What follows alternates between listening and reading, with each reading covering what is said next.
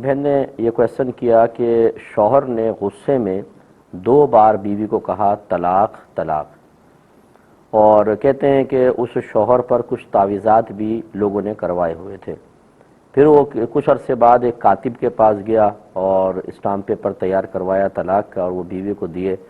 اور بعد میں کہتا ہے کہ مجھے تو پتہ ہی نہیں تھا کہ اس اسٹامپ پیپر میں 3 طلاقیں لکھی ہوئی، میرا تو ایک کا ارادہ تھا، تو کیا حکم شرع ہوگا؟ دیکھیں، مسئلہ یہ ہے کہ جب طلاق میں بیوی کی طرف نسبت نہ ہو، مثلا کوئی ایسے بیٹھا ہے بولے طلاق طلاق، اب بھئی کس کو طلاق دی ہے؟ بیوی کو دی ہے یا ویسے تم بول رہے ہو؟ چونکہ اس میں نسبت نہیں ہوتی تو اس میں یہ دیکھا جاتا ہے کہ سب سے پہلے تو اگر اس نے صرف لفظ طلاق طلاق کہا ہے تو شوہر کی نیت معلوم کی جاتی ہے۔ اگر وہ کہتا ہے کہ میں نے اپنی بیوی کو طلاق کی نیت سے کہے ہیں تو پھر تو اس میں کوئی شبہ نہیں، فوراً طلاق واقع ہوگی۔ دوسرا یہ ہوتا ہے کہ وہاں پر ظاہری طور پہ کوئی قرینہ، کوئی علامت موجود ہو۔ مثال کے طور پہ بیوی کہہ رہی تھی مجھے طلاق دے دو، میں تمہارے ساتھ نہیں رہ سکتی، اور اس کے جواب میں اس نے کہا طلاق طلاق، تو اب اگرچہ بیوی کی طرف نسبت نہیں ہے لیکن چونکہ مطالبہ طلاق کے جواب میں کہے، اب بھی طلاق واقع ہو جائے گی۔ اور ان دونوں صورتوں میں یقیناً پہلے میں تو شوہر نے خود نیت ظاہر کر دی، اور دوسرے میں اگر شوہر کی نیت ہو یا وہ لاکھ قسمیں کھائے کہ میری نیت نہیں تھی، لیکن مطالبہ طلاق کے جواب میں چونکہ لفظ طلاق کہا، طلاق ہو جائے گی۔ تیسری صورت یہ ہے کہ کوئی اس نے خود کہتا ہے نہیں میں نے طلاق کا ارادہ نہیں کیا، اور ظاہری طور پہ کوئی علامت بھی موجود نہ ہو، کوئی قرینہ موجود نہ ہو، تو شوہر سے کہا جائے گا کہ آپ حلفیہ بیان دیں، قسم کھا کر کہیں کہ آپ کا ارادہ طلاق کا نہیں تھا۔ اگر وہ قسم کھا لیتا ہے تو طلاق نہیں ہوگی، لیکن اگر وہ جھوٹی قسم کھاتا ہے تو اس کا وبال اسی پر ہوگا، میدان معاشر میں بھگتے گا۔ لہذا بھی صورت میں اس مسئلے میں اگر پہلی 2 صورتوں میں سے کچھ ایک ہے کہ شوہر کہتا ہے کہ ہاں میں نے طلاق بیوی کو ہی دینے کا ارادہ کیا تھا تو 2 ہو گئی، یا وہاں پہ بیوی کا مطالبہ تھا اس کے جواب میں کہا تو 2 ہو گئی، اور پھر جب وہ تیسری لکھوانے گیا تو چاہے کتنے بھولے پن میں لکھوائی ہو، تیسری بھی طلاق ہو گئی۔ اس طرح اب بیوی مغلظہ ہو گئی، یعنی اب حلالہ کے بغیر دوبارہ نہیں مل سکتے۔ لیکن فرض کر لیں اگر پہلی 2 کے بارے میں وہ یہ کہتا ہے کہ میں نے تو ارادہ ہی نہیں کیا تھا، اور نہ بیوی کی طرف اضافت میں نے کی ہے، اور نہ وہاں پہ کوئی قرینہ ہے، تو وہ 2 نہیں ہوں گی۔ اب لیکن جو آگے صورتحال ہے وہ کہہ رہا ہے کہ جی مجھے نہیں پتا تھا کہ میں نے تو 1 کا کہا تھا، اس نے 3 لکھ دی۔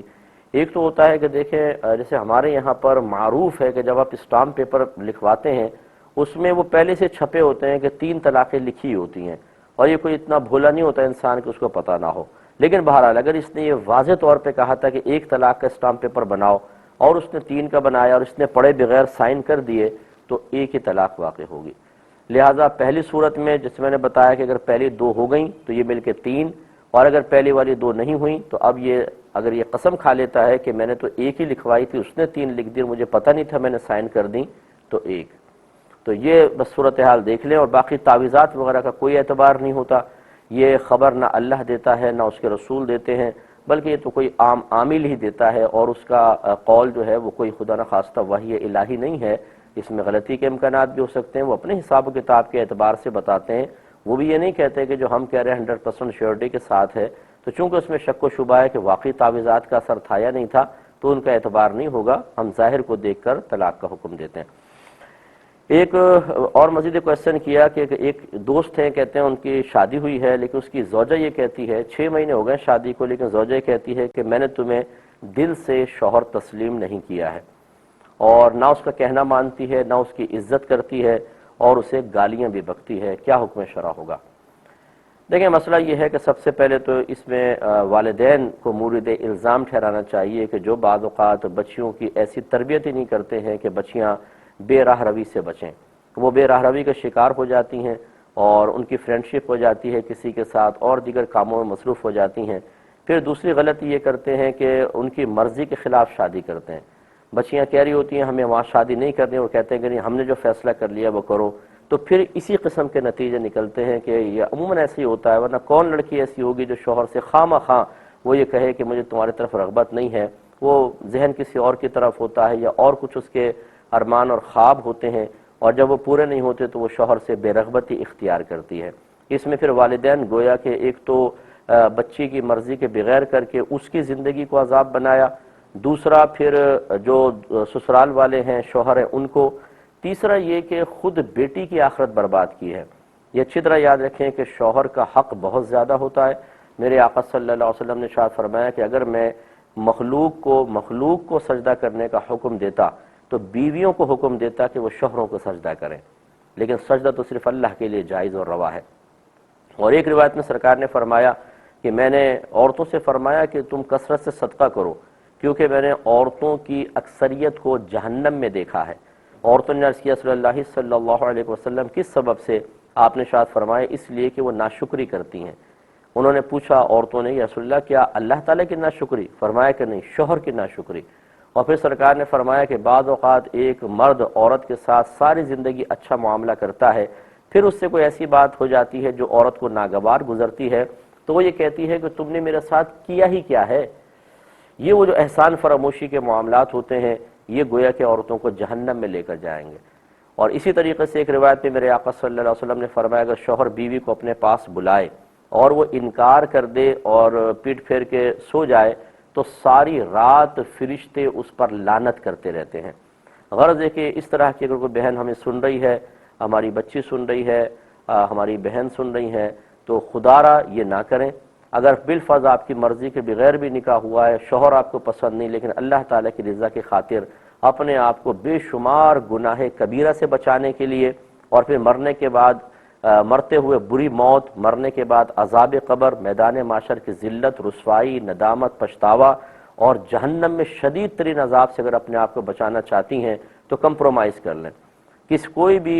تقدیر کے خلاف نہیں جا سکتا، اگرچہ آپ کی مرضی نہیں تھی، لیکن سمجھ لیجئے کہ اللہ تعالیٰ نے آپ کی قسمت میں یہی شوہر لکھا ہوا تھا۔ اللہ کی رضا کی خاطر قبول کر کے اپنے گھر کو بہتر بنائیں، یہ کام نہ کریں ورنہ انتہائی گناہ کبیرہ کی مرتکبہ ہوں گی اور آخرت برباد ہوگی۔ تو لہٰذا والدین کو بھی چاہیے، اب جو میں نے شروع میں کہا یہ مطلب نہیں ہے کہ بچی جہاں اشارہ کر دے وہیں والدین شادی کر دیں، یہ ترغیب دینا معاذاللہ مقصود نہیں۔ میں ہمیشہ اپنے پروگرام میں ایک بیلنس قائم کرتا ہوں، لیکن یہ ضرور ہے کہ خود ہمارا مذہب اسلام اس بات کی تلقین کرتا ہے کہ بچوں کی رضا کو بھی معلوم کیا جانا چاہیے، اور بچوں کو چاہیے کہ اپنے والدین کے سامنے سر تسلیم خم کر کے رکھیں۔ اپنی پسند اگر ظاہر کرنی ہے، کوئی مسئلہ نسا ہے تو آپ بالکل ظاہر کریں، والدین نہ مانیں تو صدق دل سے اپنے والدین کے حکم کو قبول کر لیا جائے۔ اور والدین کو چاہیے اگر بچے صحیح جگہ نشاندہی کر رہے ہیں آپ انویسٹیگیشن کریں، اگر آپ کو لگتا ہے کہ بھئی یہ بڑا مناسب رشتہ ہے، بچوں نے یا بچی نے بتایا، چلو ٹھیک ہے یہیں پہ کر دیتے ہیں۔ اگر مناسب فیملی ہے تو پھر کیا پرابلم ہے؟ اس کو اگر انا کا مسئلہ بنائے، نہیں تم نے کیسے، ہم خود کریں گے، یہ غلطی ہوتی ہے اور اس سے یہ خرابیاں پیدا ہوتی ہیں۔ اللہ تعالیٰ سمجھ کی توفیق عطا فرمائے۔ ایک کویسچن یہ تھا کہ اگر شوہر یہ وصیت کر کے چلا جائے کہ میرے بعد عدت نہ کرنا تو عورت کے لیے کیا شرعی حکم ہوگا؟ دیکھیں مسئلہ یہ ہے کہ یہ بھی میں بار بار عرض کرتا ہوں کہ یہ حرکتیں وہی لوگ کرتے ہیں کہ جن بیچاروں نے علم دین نہیں سیکھا ہوتا، اپنے مذہب کو اہمیت نہیں دی ہوتی۔ مرتے وقت تو انسان کو اپنے گناہوں پر توبہ کرنی چاہیے، اپنے گناہوں کے کفارے کا سامان کرنا چاہیے، اپنے لیے ثواب جاریہ کرنا چاہیے، نہ کہ مرتے ہوئے بھی ایک ایسی وصیت کریں کہ جس میں اس کے نام اعمال میں وصیت کرتے ہی گناہ لکھا جائے۔ عدت کرنا کسی کا مطلب حق نہیں ہے کہ شوہر کا حق ہے یا ماں کا حق ہو یا باپ کا ہو کہ وہ منع کر دیں اور اپنا حق ساقط کر دیں، بلکہ یہ تو شریعت کا حق ہے۔ شریعت نے حکم فرمایا ہے کہ اگر طلاق یافتہ عورت ہے، حیض آتا ہے باقاعدہ اور غیر حاملہ ہے تو 3 حیض عدت کرے گی، اگر غیر حاملہ ہے، حیض نہیں آتا اس کو تو 3 مہینے عدت کرے گی، حمل والی ہے تو جب تک بچہ پیدا نہیں ہوگا اس کی عدت چلتی رہے گی۔